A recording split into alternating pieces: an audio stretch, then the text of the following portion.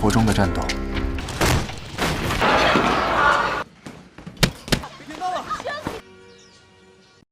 Welcome dear रॉकर्ड, स्वागत है आपका स्वीट कॉम्बैट सीरीज में।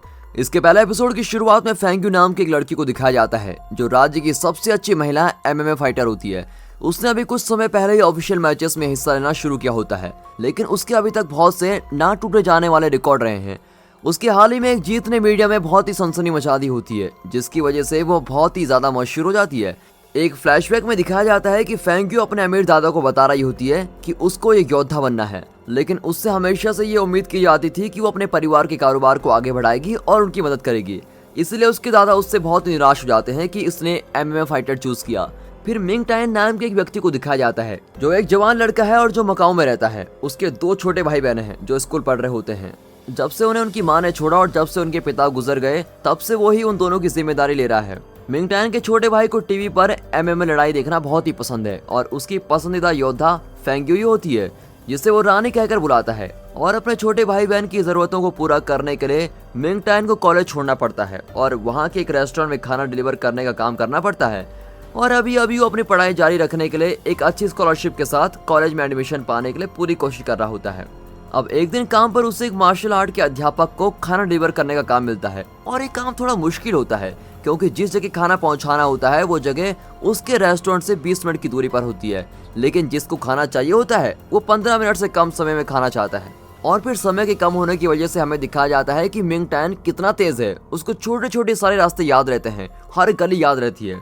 उसने एक तरह से शहर की सभी सड़कें याद कर रखी होती है कि कहाँ से कहाँ जाना है, जिसकी वजह से उसका काम बहुत ही आसानी से हो जाता है। लेकिन जब वो अपनी मंजिल तक पहुंचने वाला होता है, उसको सड़क पर सामान बेचने वाले एक गरीब औरत दिखाई देती है जो अपने ठेले से गिरने वाले कुछ फलों को उठा रही होती है और अपने ठेले को रोकने की कोशिश करती है।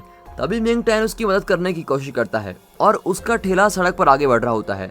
और तभी हमें एमएमए की योद्धा फेंग्यू को दिखाया जाता है और वो ठेले को रोकने के लिए उस पर एक लात मारती है, जिससे वो रुक जाता है। लेकिन इससे अच्छा होने की जगह बुरा हो जाता है। वो ठेला टूट जाता है और सारे फल खराब हो जाते हैं। और फिर जब मिंग टायन फेंग्यू को बूढ़ी औरत से माफी मांगने के लिए कहता है, तो जो भी नुकसान हुआ होता है वो उसके पैसे देती है और वहां से चली जाती है। मिंग टायन उस लड़की की इस हरकत को देखकर बहुत ही चिढ़ जाता है और फिर खाना डिलीवर करने के लिए अपने रास्ते पे निकल जाता है। फिर फेंग्यू अपने पुराने मार्शल आर्ट टीचर के पास जाती है और उनसे मदद मांगती है। उसके परिवार वाले उस पर एमएमए छोड़ने के लिए दबाव डाल रहे होते हैं और वो उसे अपना कारोबार में शामिल करना चाहते हैं। और फिर कुछ देर सोचने के बाद वो फैसला करते हैं। फेंग्यू फैसला करती है कि वो अपने लड़ने के करियर को जारी रखेगी, जबकि यहाँ दिखाते हैं तो मिंग टायन अपनी पढ़ाई के लिए दूसरे राज्य में जाने का फैसला करता है। मिंग टायन का मालिक बहुत ही अच्छा आदमी होता है जो उसकी दूसरे राज्य में जाने में मदद करता है और मिंग टायन जिस जगह जा रहा होता है उसका मालिक उसे वहाँ एक डिलीवरी बॉय का काम भी दिला देता है। यहाँ तक वो उसको कुछ पैसे देकर उसकी जरूरत का सामान भी दिला देता है। अब अगले सीन में मिंग टायन और उसके भाई बहन एक नए घर में रहने जाते हैं। हालांकि उनके पड़ोसी अच्छे नहीं होते और घर के अंदर की चीजें काफी घरेलू होती हैं, इसलिए उसके छोटे भाई बहन उस जगह को बहुत ही पसंद करते हैं, जिसकी वजह से मिंग टायन बहुत ही खुश हो जाता है। और फिर घर को संभालने से पहले वो अपने गुरु की एक फोटो दराज पर रखता है, जिसे देखकर पता चलता है कि वो पहले बॉक्सिंग सीखता था, लेकिन अपने गुरु की मौत के बाद उसने वो सब कुछ छोड़ दिया।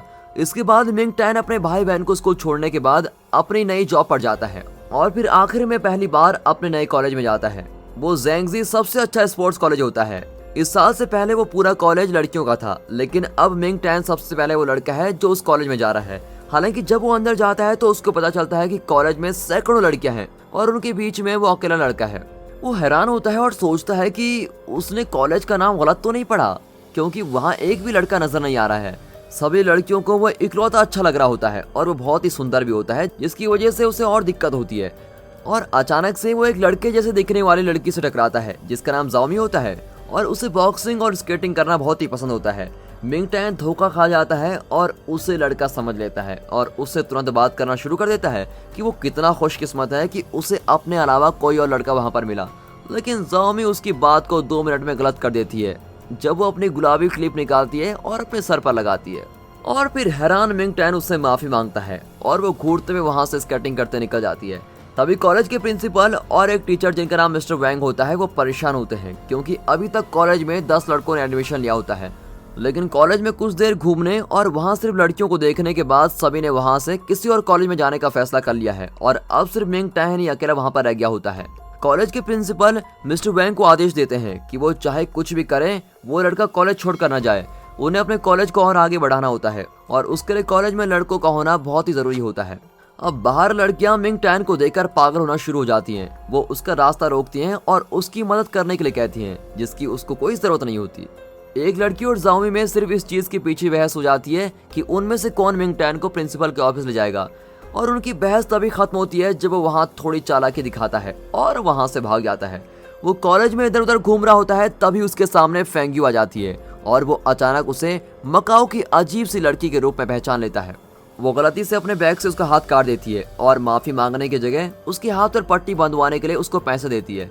मिंग टैन उसके इस बर्ताव से बहुत गुस्सा होता है और वो उसे कहता है कि वो उससे माफी मांगे, लेकिन उस लड़की के लिए माफी से बढ़कर पैसे होते हैं। और वहाँ से जाने से पहले मिंग टैन उसको सनकी कहता है, जिसकी वजह से फेंग्यू को अपने बचपन की याद आ जाती है। अब एक फ्लैशबैक में हमको दिखाया जाता है कि फेंग्यू ने उस ठेले को लात एक छोटी लड़की को बचाने के लिए मारी थी, जो उसके सामने सड़क को पार कर रही थी। उसके इरादे नेक होते हैं, लेकिन इस वजह से सड़क पर सामान बेचने वाली बूढ़ी औरत को बहुत ही नुकसान होता है। अब क्लास में मिंग टैन कई लड़कियों के बीच बैठा होता है और ये साफ होता है कि इस चीज से उसको परेशानी होती है। भले ही वो ऐसी कोई हरकतें नहीं करता जिससे क्लास का ध्यान उसकी ओर जाए, पर फिर भी सारी लड़कियां उसको घूर रही होती हैं। इसी दौरान जाओमी और फेंग्यू कॉलेज की बॉक्सिंग क्लब में एक साथ ट्रेनिंग कर रहे होते हैं और इससे पता चलता है कि वो दोनों बहुत ही अच्छे दोस्त हैं जो बॉक्सिंग को बहुत ही पसंद करते हैं। जाओमी देखती है कि फेंग्यू थोड़ा परेशान लग रही है, इसलिए वो उससे पूछती है क्या हुआ है, और फेंग्यू बताती है कि नए लड़के की कई बातों की वजह से वो अपने व्यवहार के बारे में सोचने पर मजबूर हो गई है। अब अगले सीन में वो अपने घर पर होती है और मिंग टैन के बारे में सोच रही होती है। तभी एक बार फिर से फ्लैशबैक में दिखाते हैं कि जब वो छोटी थी उसके माता पिता ये नहीं मानते थे कि वो एक लड़की है और उन्हें हमेशा से ही लड़का चाहिए था।